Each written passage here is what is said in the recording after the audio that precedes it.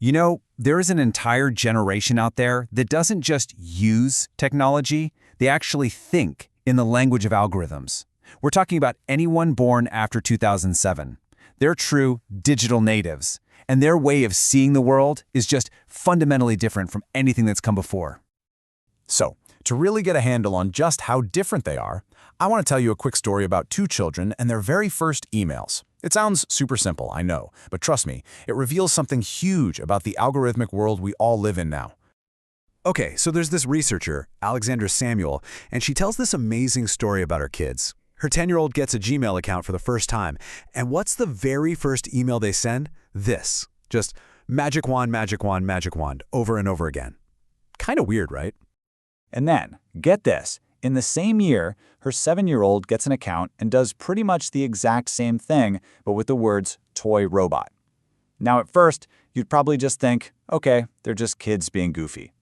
But what was really going on here was something way, way more clever. So here's the kicker. They weren't just hyping random words. No way. These kids already had a mental model of how Google's algorithm worked. They knew that whatever they typed in their emails would be scanned to show them personalized ads.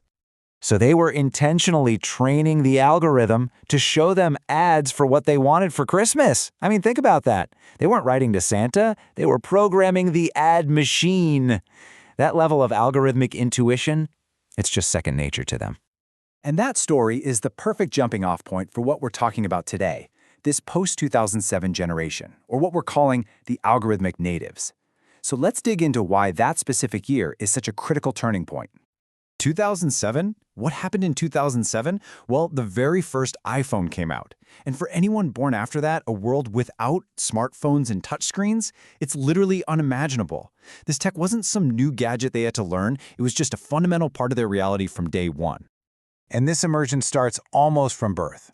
Think about this. A 2015 study from the University of Iowa found that by the age of 2, a staggering 90% of children already had a moderate ability to use a tablet. That's before many can even form full sentences. Just wow. So when you're constantly interacting with these platforms, from YouTube recommendations to social media feeds, it fundamentally rewires how you see cause and effect. They intuitively understand how to interact with these systems to get the results they want. Of course, this new reality creates a huge challenge for parents, right? How on earth are you supposed to raise a child in a world that's saturated with algorithms? Well, it turns out most parents fall into one of 3 distinct approaches. Remember that researcher, Alexandra Samuel? She surveyed over 10,000 parents and discovered that their methods generally fall into one of 3 clear categories, and each one has profound implications for their child's future. She calls these styles the digital enabler, the digital limiter, and the digital mentor. As you go through them, maybe think about which one sounds, well, a little familiar. Okay, first up, you have the enablers. This is the hands-off approach. The thinking here is to provide plenty of access and just trust that the kids will figure it out for themselves. On the total opposite end of the spectrum are the limiters, and they're driven by very real fears about screen time or online dangers, so their main tool is the off switch. The focus here is all about protection through restriction.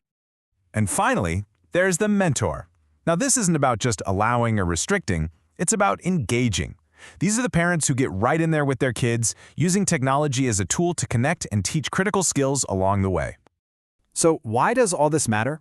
Well, according to Samuel's research, these 3 parenting styles don't just affect screen time habits. They end up creating 3 very, very different types of adults for the next generation. And this is where the long-term stakes become crystal clear. The enabler parent risks raising a digital orphan, someone with total access but zero guidance.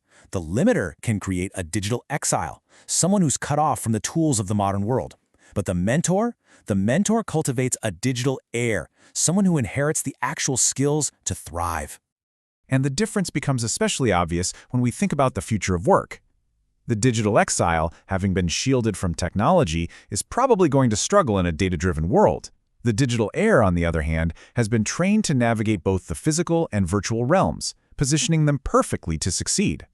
So, the crucial point to take away from all of this isn't about which phone or tablet is best. No, it's about something much, much deeper. For this generation, algorithmic technology isn't just a tool.